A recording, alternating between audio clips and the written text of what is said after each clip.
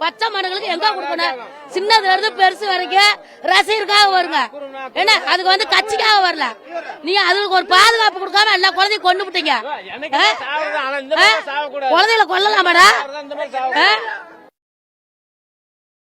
அப்ப எல்லாத்தையும் கொலை பண்ணலான்னு ஆயிரீங்களா? இல்ல நாட்டவே அழிக்கலான் இருக்கீங்களா? என்ன ஒரு பாதுகாப்பு? மக்களுக்கு பாதுகாப்பு இல்ல.